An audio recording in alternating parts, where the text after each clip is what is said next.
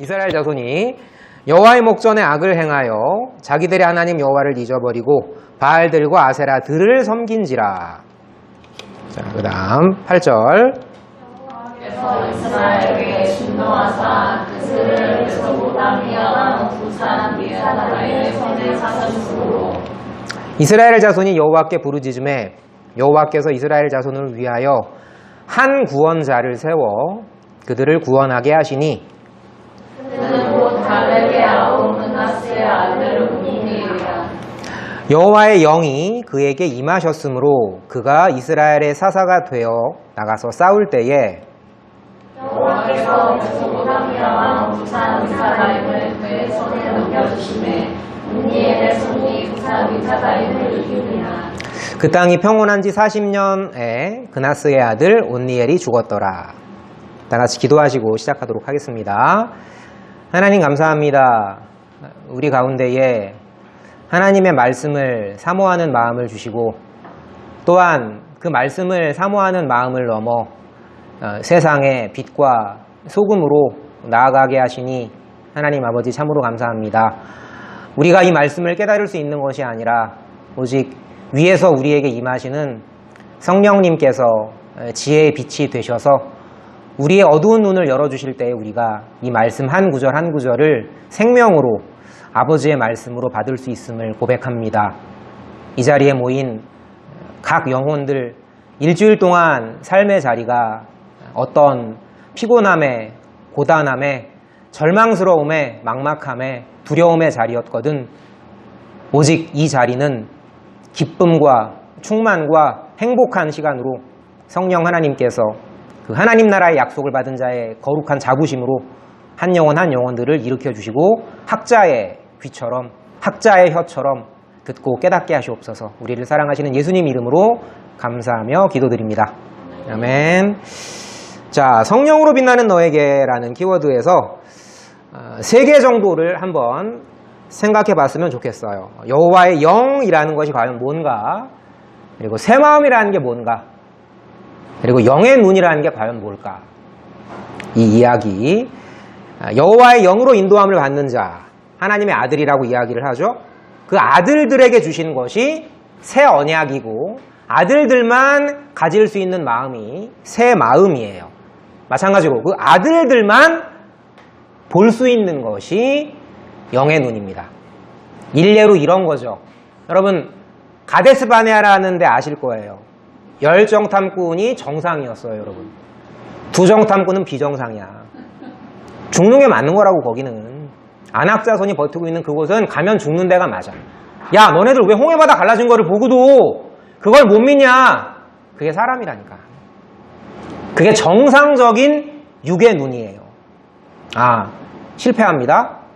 하나님의 말씀을 듣지 않은 믿음 없는 죄로 40년을 떠돌게 돼요. 이제 우리 내려가는구나. 신나게 도는구나. 그게 육의 눈입니다. 영의 눈은요, 우리는 내려가는 게 아니라 올라가는 거야. 내려가는 과정도 가데스 바네아에서 내려가는 과정도 가나안으로 올라가는 거야. 이 세상이 주지 못할 소망의 눈을 영의 눈이라고 합니다. 막막하죠? 단번에 안 보이죠? 여러분 단번에 보이면 누가 안 믿겠어요? 공부하는 족족 성적 오르면 누가 공부 안 합니까? 너희 인내로 너희 영혼을 얻으리라. 너희 믿음의 인내로 너희 영혼의 기쁨을 얻는 거예요. 자, 우리 하나하나 보도록 하죠. 구약에서 여호와의 영이 임했던 사람의 이후의 삶 말고 그럼 어떤 자들에게 임했을까? 결론부터 노답인 자들, 믿음 없던 자들, 숨던 자들, 뒤로 빠지던 자들, 부끄러워 숨은 자들에게, 어둠 속에 숨은 자들에게 여호와의 빛이, 여호와의 영이 임했다라는 것. 신약에서 약속하신 성령이 충만했던 사람들의 조건 역시 마찬가지입니다. 예수님 부활 승천 봤으면 뭐 해야 돼 이제? 진짜로 내 눈앞에서 예수님이 부활하셔가지고 하늘로 올라가시는 광경을 봤어. 약속까지 받았어. 너희 지금 두 눈으로 똑똑히 봤지? 야, 무슨 육에는 영에는 그런 거 말고 진짜 봤잖아. 너네 본 그대로 내가 다시 내려올 거야. 이 약속 받았으면 어떻게 해야 돼요? 당당하게 전해야지. 어디로 가요? 마가의 다락방으로. 숨잖아. 그런 사람들에게 약속대로 성령이 임한 거죠. 여호와의 영은 온니엘처럼 8년 동안 숨어있던 자들에게 임했다. 약속하신 성령은 열흘 동안 예수님이 한 40일을 가르치셨죠. 그 이후에 한 열흘 동안, 그래야지 오순절이잖아. 50일이 되는 거잖아. 예수님 가르친 기간 40일 부활 승천하셨죠? 그리고 이제 50일 만에 성령 하나님이 언약대로 찾아오시거든. 불의 혀처럼 뜨겁게. 내 그 10일 동안, 그 부끄러운 10일 동안 그들은 11일 동안 주저주저했던 거야. 지난주 말씀 받고 또 지난주 말씀 받고 아, 당당하게 살아야지. 살았냐? 그들에게, 그 부끄러워하는 아들들에게, 어둠 속에 있던 아들들에게, 10일 동안 마가의 다락방에 숨었던 자들에게 성령 하나님이 요엘의 예언처럼 아름답게 임하신 거죠. 불처럼, 뜨거운 열정처럼 임하셨습니다. 자, 제가 책을 소개하려고 하는 건 아니고요. 이 책에 보면 성령을 다 받았어. 제 믿음엔 여러분들은 받은 자가 맞아요. 믿음의 선자들인데 그걸 받았으면, 아까 말씀드린 것처럼, 아니 눈으로 예수님 부활 승천하신 걸 봤으면 당당히 전해야지. 열흘 동안 숨어야 돼? 그런 자들을 하나님이 어떻게 용서하시겠어요? 야, 내가 그러라고 너네들 앞에 내가 부활 승천했니? 열흘이 짧아? 그럴 수 있지만 이 용서하지 않는 세상에서 용서하시는 하나님이라는 이 책의 제목은 하나님의 영의 능력이 뭔지, 하나님의 복음의 은혜가 뭔지 일상 속의 이야기로 다 실화합니다. 이 실화 중에 이런 얘기가 있어요. 4마리 강아지를 어느 소년이 펫샵에서 이제 지나가다가 본 거야. 얼마나 이뻐요, 강아지가? 그래서 엄마한테 이제 사정사정 해가지고, 엄마 나 그 강아지 살래. 네가 키워야 돼. 우리 많이 그러죠. 엘로, 네가 키워야 돼. 이러잖아요. 네가 똥을 치워. 네가 뭐 밥을 줘. 라고 한다고 이야기해놓고, 저희 예수가 지금 계속 저한테 내가 고양이 키울게. 내가 밥도 줄게. 아니, 내가 우리 청년부 전임 회장과 후임 회장은 잘하지만 너는 내가 못 믿겠다. 근데 엄마가 그 청을 거절하지 못했어요. 펫샵으로 달려갔습니다. 이제 소년이 신나게 달려갔어요. 이제 그래서 이 강아지는 아니에요. 제가 원래 멸치고기를 되게 좋아하는데 소년의 눈에 띈, 근데 4마리 강아지라고 했잖아. 근데 저기 구석에 있는 애가 왠지 눈에 띄는 거야. 소년의 눈에는 구석에 있는 강아지가 왠지 마음이 와닿았던 거죠. 그 강아지를 사겠다고 하니까 양심적이었던 가게 주인은 아니야, 쟤는 저 다리를 절어. 실화예요. 쟤는 다리를 절고 특히 얘는 사교성이 떨어져. 너 걔 왜 키우니? 너랑 교감하려고 키우는 거 아니야? 얘는 사교성이 떨어지는 애니까 여기 3마리 중에서 골라. 아저씨가 진심으로 말하는 거야. 얘는 이제 좀 있으면 치울 거야. 근데 이 소년이 바지를 걷어요. 그리고 크롬으로 된 자기 다리 지대를 아저씨한테 보여줍니다. 됐죠, 아저씨? 저는 저 강아지를 고를 거라고. 여러분,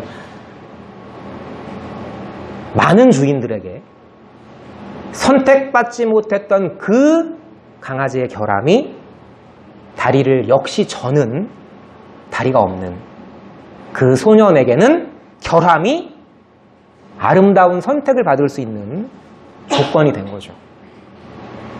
우리만 결함이 있을까요? 완전하신 분이 스스로 결함을 만드셨잖아. 그게 뭐죠? 십자가. 손에 자국들, 옆구리의 자국들. 지금 여호와의 영을 받은 자들에게 이런 이야기를 하십니다. 멸망케 한대요. 에스겔서 20장을 보게 되면 너희로 멸망케 해서 나를 여호와인 줄 알게 한다는 말은 뭘까요? 하나님은 우리의 고통을 즐기신다는 말일까요? 그대로 죽으라는 말일까요? 멸망이 아니면 우린 여호와인 줄 모르나요? 아니요. 성경에서 왜 안다라는 그 안다라는 말은 단순한 지적인 동의를 넘어서 좀 어렵습니다. 아, 내가 저분과 정말 절실한 관계구나. 쉽게 풀면 난 저분 아니면 살 수 없구나. 이게 알미예요. 아담과 하와가 부부싸움 대판했겠죠? 너 때문에 내가 먹은 거 아니야. 너 때문에 내가 지금 해산의 수고를, 너 때문에 내가 지금 땀 흘리는 수고를. 근데 불쌍하잖아. 아담이 하와 보면서 불쌍하지 않았겠어요? 하와가 아담 보면서 안쓰럽지 않았겠어요, 여러분? 그 긍휼의 마음, 결론부터 말씀드리면 그 긍휼의 마음이 새 언약의 성령이 우리에게 주시는 마음이에요. 그 긍휼을 놓치면 제사보다 더 중요한 게 그 긍휼입니다. 그 마음을 주세요. 이렇게 이야기하십니다. 내가 이방과 열방 중에 흩을 거야. 신명기 또 이제 이어지는 사사기 말씀의 반복이죠. 너네들이 율법을 멸시했고 열조들의 우상, 그러니까 또 그나물의 그 밥이 계속 반복이 된 거죠. 쓴뿌리라고 하죠, 히브리서에서. 이게 개벌은 난 못 준다고. 응? 하나님 살려주세요 하니까 사사 보내주고, 살만하니까 잊어버리고 우상 섬기고, 또 맞고 하나님 살려주세요. 이 사이클이 똑같잖아요. 이게 근데 무의미한 반복이 아니라는 거. 여기에 중요한 포인트가 있는 거죠. 무슨 말씀을 하시는 줄 아세요? 잘 들어보세요. 선치 못한 율례와 능히 살게 하지 못할 규례를 주었다. 아들을 제물로 바치는 그 제사로 내가 너네들을 더럽혔다. 몰렉신이 너네들을 더럽힌 게 아니라 내가 몰렉신을 통해서 너네들을 더럽혔어. 내가 세상의 돈을 통해서 너네들을 더럽혔어. 내가 세상의 욕심을 통해서 너네들을 더럽혔어. 오늘 아침에 평안한 마음으로 운전을 해야 되는데 저희 딸이 조금 늦었다고 약간 급발진을 했거든. 또 나도 사사기적 인생을 사는구나. 근데 이게 결코 무의미한 반복이 아닌 거죠. 왜? 그래야 여러분들에게 저도 죄인입니다 라는 고백으로 말씀을 열 수 있으니까. 내가 더럽혔으면 넌 나 아니면 안 돼. 넌 하나님 절대 의존적 존재야. 우리 따라해 볼까요? 시작. 하나님 절대 의존적 존재. 네, 쉽게 말하면 난 하나님 없으면 못 삽니다. 이 고백 하나를 만들어내시는 거예요. 그래서 지킬 수 없는 율법을 주신 거죠. 모세오경의 결론이 신명기의 결론은 감격입니다. 기억해라. 출애굽의 감격을 광야 40년의 감격을. 그런데 너네 잊을 거야. 이 말은 또 뭐예요? 안 잊을 거라고 막 소리 치잖아. 세겜에서. 기억하시죠? 여호수아 제일 마지막에. 아니야. 너넨 잊어. 잊어버리는 정도가 아니라 하나님께 신나게 맞아서 이방 땅으로 끌려갈 거야. 알지 못하는 우상을 섬길 거야. 그런데 너희들 그래야 우상을 섬겨야 월화수목금토 세상에 찌들어 살아야 내가 너네들에게 선물로 준 교회가 절실해지는 거야. 이게 천국인 거야. 더 천국을 진하게 맛보라고 일주일에 광야를 준 거야. 새 출애굽에 감격하게 되죠. 새 출애굽은 뭐였어요? 바벨론 포로에서 돌아온 것을 성경 기자는 새 출애굽이라고 이야기를 하죠. 여러분, 복음적 시험은요, 실패를 전제로 하는 겁니다. 이걸 잘 이해하셔야 돼요.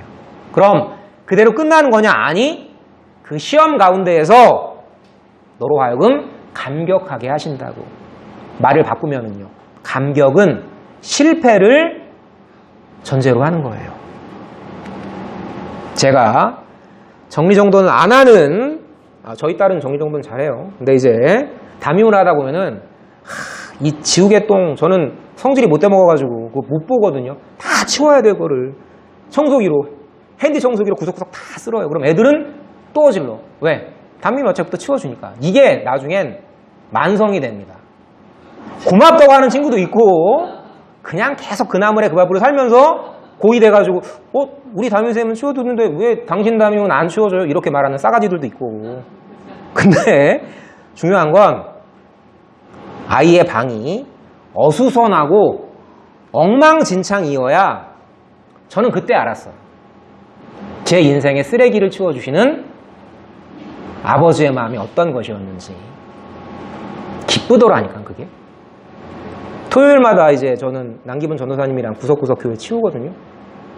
노동이라고 전혀 이건 진짜로 생각하지 않아요. 벌레들이 고맙습니다. 왜? 벌레들이 꼽둥이가 제가 여기서 많이 잡았어요. 있어야지 제가 걔네들을 잡고 우리 누구누구가 놀랬을 텐데. 곱둥이한테는 그래 너도 곱둥이로 태어나고 싶었겠냐 하지만 내가 너를 치워야 한단다 이렇게 이제 이야기를 하면서 그죠? 그런 작은 미물 하나도 하나님이 다 의미 있게 섭리하신다. 여러분이 어질러야 제가 치우죠. 그죠? 우리 다 그랬잖아. 여러분 착각하지 마세요. 내가 월화수목금토 잘 정돈된 삶으로 살아야 이제 토요일 밤에 이제 목욕 재개하고 정화수 떠놓고는 아니죠. 우리 무속신학은 아니니까. 교회 가서 잘하고 여러분 몇 번이나 그렇게 교회 오셨어요. 몇 번이나.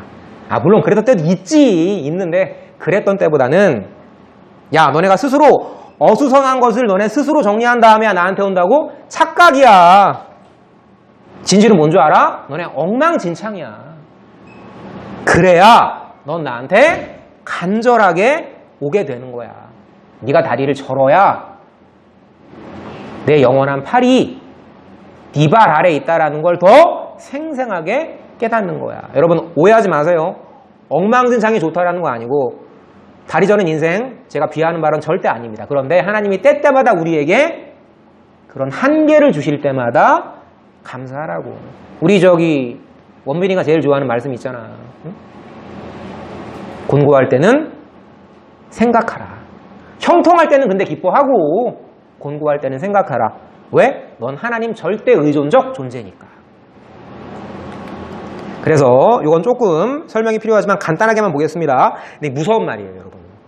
이스라엘에게서 난 그들이 다 이스라엘이 아니었다는 겁니다.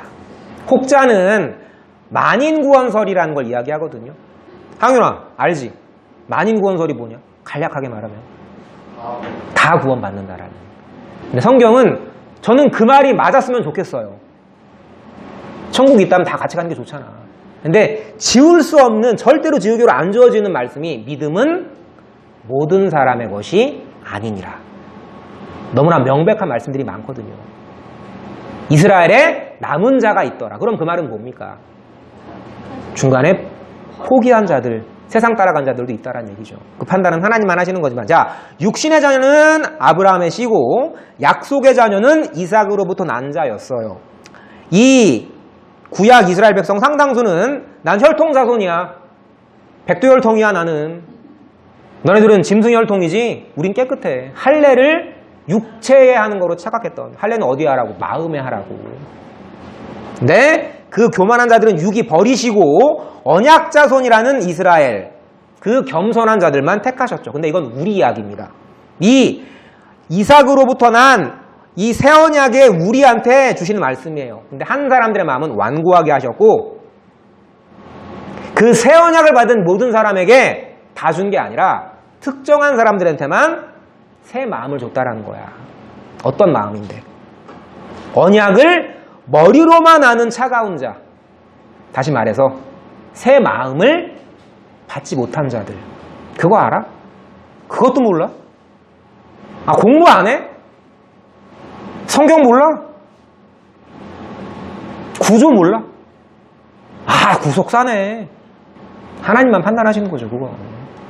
어떤 마음이요? 언약을 마음으로 아는, 여기서의 마음은요, 아버지의 마음으로 아는 따뜻한 자. 이게 긍휼이에요. 긍휼할 때 휼은 발음이 휼이지만 피가 들어갑니다.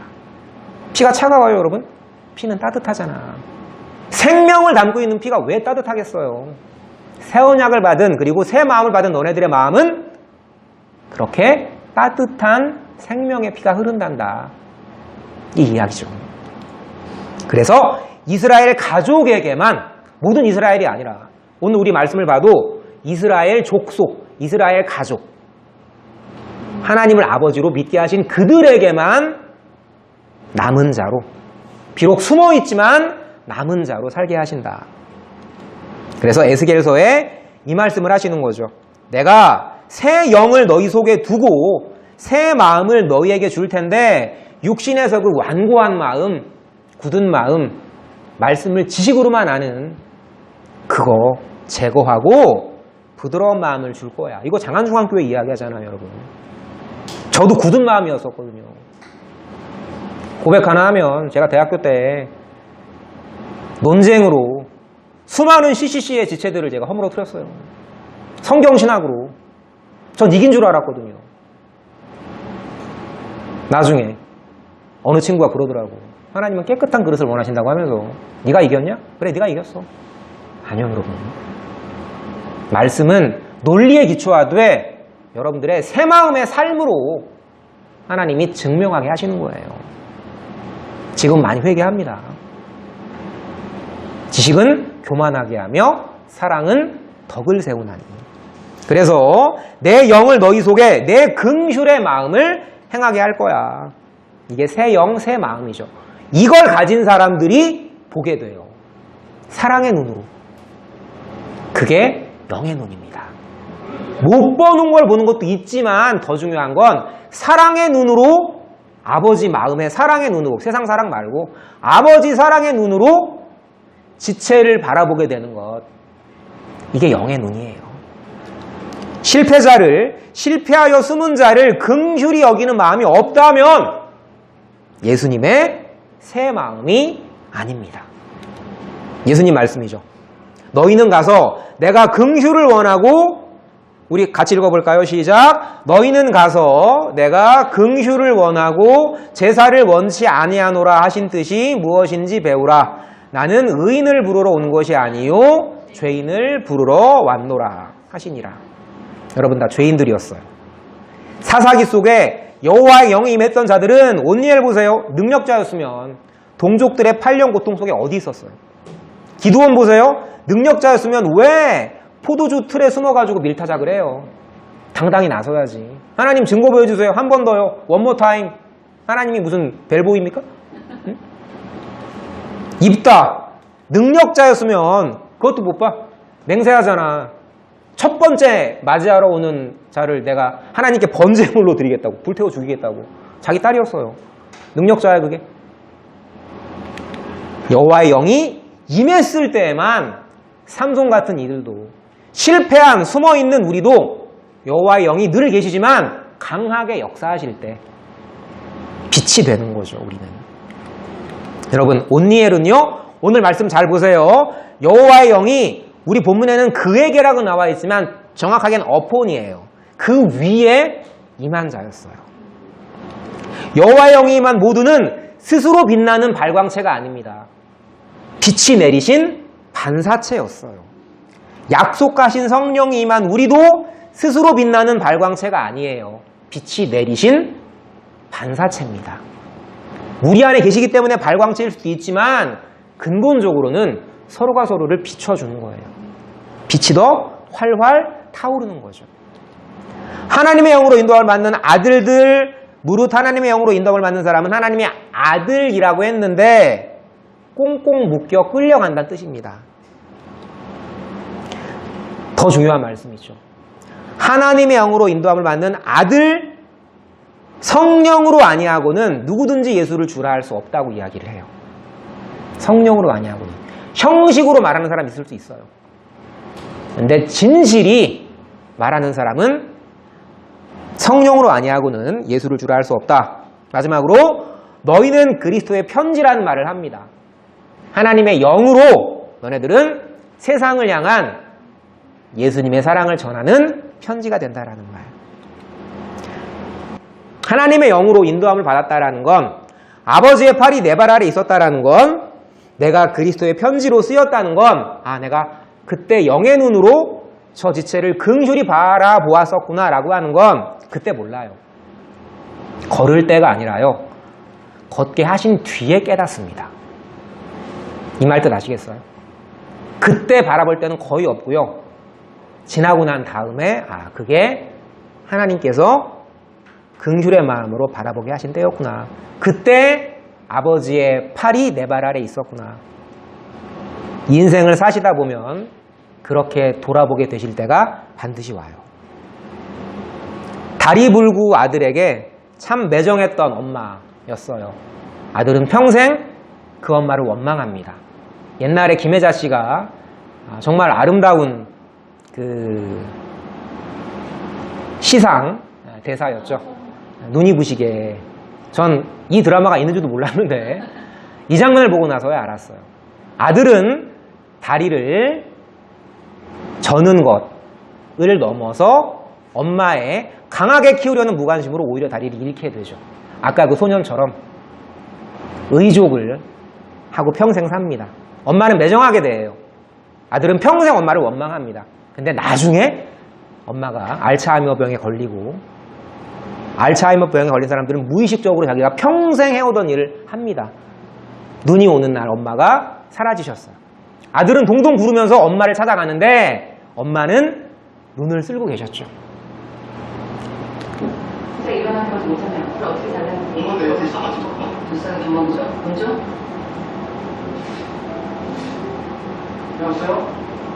예? 뭐 하시는 거예요, 지금? 너무 싫어요. 우리 아들이 다리가 불편해서 운동하고 꿀러서 진짜 일어나는 것도 못하면 앞으로 어떻게 살아요? 운동을 하고 그래서 사태 쓰고 나고 몰라도 돼요. 아무리 그러시는데. 한 번도 안 나오세요. 다행이네. 평생 내 앞에 누구 있어? 엄마를 여러분, 저도 하나님을 몇 번 이렇게 아버지 이거 너무하신 거 아닙니까? 이랬던 때가 한 3번쯤 있었던 것 같아요. 근데 좀 지나고 나서야 알게 됐어요. 이게 성령으로 예수님이 끌려가신 것처럼 여러분, 예수님이 광야로 40일 시험 받으실 때 성령이 끌고 가십니다. 광야로. 내가 성령에 끌려간 광야였구나. 아버지의 팔이 진짜 내 발 아래 계셨구나. 절뚝이는 강아지 입양된 다음에 그래 난 이제 편하게 입양됐어. 난 편하게 살아야지. 계속 그냥 가만히 누워 있었을까요? 아니요. 그 절뚝이는 몸으로도 어떻게 해서든지 나를 택해준 저 소년을 기쁘게 하리라. 여러분, 가만히 계셔도 돼요. 안 버립니다. 그런데 정말 내 마음에 하나님의 영이 충만하면 살게 돼요. 나를 기쁘게 하신 그분을 나도 기쁘게 해드리고자. 이 모든 계시 드라마는 반복 순환을 거치죠. 하나님이 우리의 공의의 법으로 때리시되 자비의 법으로 싸매신다. 모든 것들이 필연적 배치가 있는 거고, 하나님의 시간표를 깨달을 때 우리는 감사 찬송하게 되는데, 정말 선한 영의 윤을 가졌던 믿음의 종이었던 한 목사님을 제가 지난주에 뵀었는데, 이분 아드님이 진짜 장애예요. 근데 이 말씀을 못 드리겠더라고. 그것도 필연적 배치입니다. 하나님의 선한 뜻이에요. 근데 이분이 이런 얘기를 하시더라고요. 아침에 문을 두드려서 열 때마다 이제 30대 중반이 넘어가는 내 아들을 하나님이 오늘도 살아있게 하시는구나. 그리고 내 옆에 네가 있으니까 참 고맙다. 그분이 그 아드님 때문에 몇 번이나 저한테 그 말씀을 가르쳐 주신 분이거든요. 영의 눈이라는 것. 가데스 바네아에서 올라가는 것 말고 40년 내려갔던 길이 올라가는 길이구나라는 걸 깨닫게 하시는 게 영의 눈이다. 제 대학부 은사하셨는데 그 좋은 믿음을 가졌다라고 생각했던 그분이 죽고 싶었다고. 그 지체장애 아들 때문에. 근데 그 아들은 자기에게 선물이었고, 그 아들이 아니었으면 본인은 말씀하시기를 성도들께 옆에 지체께 감사하세요. 옆에 지체가 오늘도 살아있음에 감사하세요. 이 말이 강력하게 마음을 울리게 전달되지 못했겠죠. 저는 그래서 끝까지 우리를 사랑하신다라는 그 말씀, 그리고 우리에게 영의 눈을 주셔서 내려가는 길이지만 이것이 올라가는 길이다. 그리고 그 올라가는 길을 바라봐야 여러분, 언약을 바라봐야 여러분 긍휼이 생겨요. 긍휼은 여유거든요.